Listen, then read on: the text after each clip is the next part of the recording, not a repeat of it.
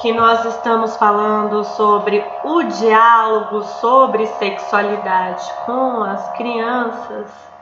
Neste vídeo nós vamos focar como esse diálogo é também um fator de proteção.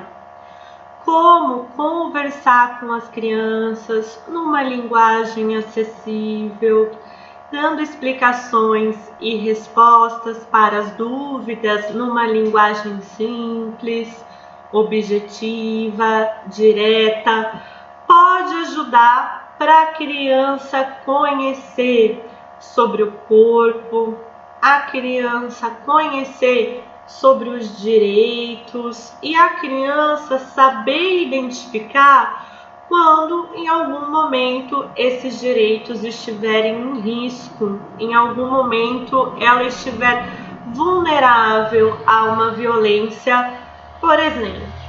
Então, se a gente não fala sobre a sexualidade com a criança, se transmite que esse é um assunto errado, um assunto feio, um assunto condenável, a gente acaba dificultando que a criança entenda e que busque ajuda caso alguma situação de violência aconteça com ela. Nesse sentido, eu costumo dar o exemplo, eu imagino que eu já tenha dado esse exemplo para vocês, de que as crianças, enquanto elas aprendem um nome para o nariz, um nome para a boca, um nome para o cabelo, quando o assunto são genitais, as crianças, cada criança aprende um nome, a família costuma usar um nome, depois ela acaba escutando um outro nome, vê que o amiguinho usa um outro nome, vê que na escola usa outro nome. Então assim, né, se na minha casa chamam de Pombinha, eu vejo a minha amiga chamando de Xaninha, eu escuto alguém chamando de Pepeca, ou então é a Perereca, eu vejo um livro falando da vagina, da vulva, são vários nomes, né? Enquanto eu aprendi sobre o meu pipi, eu vejo outra pessoa chamando de pinto, eu vejo um amigo chamando de Bilal, eu vejo no livrinho chamando de pênis, e aí, qual é o nome? Aí a criança, ela acaba, e a gente também às vezes repreende quando a criança fala assim, vamos imaginar uma situação cotidiana. Eu tô com uma coceirinha na minha xoxotinha. Aí fala assim, que feio, não fala xoxotinha. A gente repreende. Ou então, eu tô com uma coceirinha no meu pinto. Não fala pinto. Como assim você tá falando pinto? Então, assim, até mesmo falar a palavra em voz alta, a palavra que eles aprenderam pros genitais, né? Até mesmo falar da região genital tem todo um teor que é uma palavra feia, é um palavrão, né? Vou falar do meu bumbum, do meu ânus, vai tomar no cu, é um palavrão. Então assim, como nomear? E aí a gente percebe como que uma criança ela vai pedir ajuda para dizer assim que alguém tocou ou pediu para tocar nesta parte do meu corpo, se até mesmo nomear a parte do corpo é recebido com reações de espanto, de constrangimento, de repreensão. Então, conversar com as crianças desde pequenas sobre o corpo delas e conversar que o corpo delas é o corpo delas. Então, há pessoas adultas que vão tocar para ajudar no banho, vão tocar para ajudar na higiene, vão tocar por motivos de saúde, se ela vai numa consulta, mas que se alguém pede para tocar no corpo dela e isso é um segredo, essa pessoa ela pode estar fazendo algo errado, colocando a criança em risco. Porque é importante que a criança possa falar sobre o corpo dela e sobre como que os adultos e adultas cuidam dela, porque é uma responsabilidade das pessoas adultas cuidarem dela.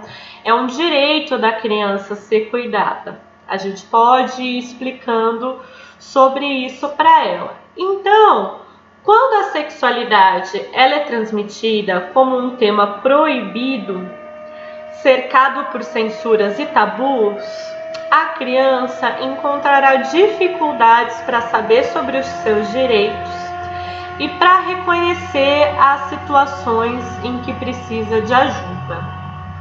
O diálogo sobre a sexualidade, ele propicia o aprendizado de informações sobre o próprio corpo, sobre o desenvolvimento, sobre a saúde e sobre os direitos, com espaço para que a criança possa esclarecer dúvidas com pessoas em quem confia. Então, quando a gente deixa aberto para que a criança pergunte, para que a criança exponha o que ela deseja saber e dá explicações numa linguagem didática, acessível, tranquila, a criança sabe que pode sim confiar e pode sim contar caso algo esteja acontecendo com ela.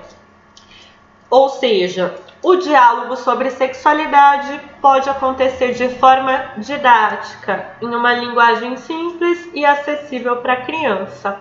Tem um exemplo que eu gosto bastante, que eu recomendo bastante, que é um livrinho que chama Pipo e Fifi, Prevenção de Violência Sexual na Infância, da Caroline Arcari, com ilustrações da Isabela Santos. Vocês podem entrar no site Pipo e Fifi, conhecer outros materiais produzidos pela autora, outros materiais com personagens Pipo e Fifi. Também tem jogos, tem desenhos para colorir e assim por diante. Recomendar para pessoas que vocês sabem que cuidam de crianças pequenas, seja familiares, seja profissionais. É um material bem interessante para exemplificar como nós podemos sim conversar com as crianças sobre a sexualidade e sobre a prevenção da violência numa linguagem simples e acessível. Então eu vou ler aqui a historinha com vocês. As imagens eu consultei no site da autora, tá? pipoefifi.com.br. Então vamos ler juntos? No Pipo e na Fifi você pode confiar. Um recado importante sobre o seu corpo eles vão dar. Com o corpo brincamos e fazemos coisas que gostamos. Cafunés, abraços e beijinho. Todo mundo gosta de receber carinho. Olha só a situação do banho de esguicho, tem imagens das crianças brincando, tem imagem de passando protetor solar. Então, quanto o nosso corpo pode ser fonte de sensações e de experiências saudáveis, alegres, prazerosas, de brincadeira, de afeto, de carinho. Então, transmitindo aqui o corpo de uma forma positiva. Conviver é divertido, mas fique sempre ligado, porque às vezes você não gosta ou não deve ser tocado. Então, conversar com a criança e ensinando para a criança situações em que ela não gosta de ser tocada, como agir com essas situações e quais situações ela não deve ser tocada. Ninguém pode te beijar ou abraçar à força, sem você permitir. Aí ó, o Pipo aqui embaixo falando, não. Carinhos em segredo nunca devem acontecer. Ó, o Pipo aqui embaixo falando, não. Então, os carinhos, tudo bem, eles são positivos, eles são em relações que são prazerosas e importantes para nós. Mas quando alguém pede segredo, pode ser que a criança esteja em risco. Eles nunca devem acontecer. É importante que a criança conte para alguém e o material vai desenvolvendo isso. Você tem o direito de dizer não e viver feliz como criança.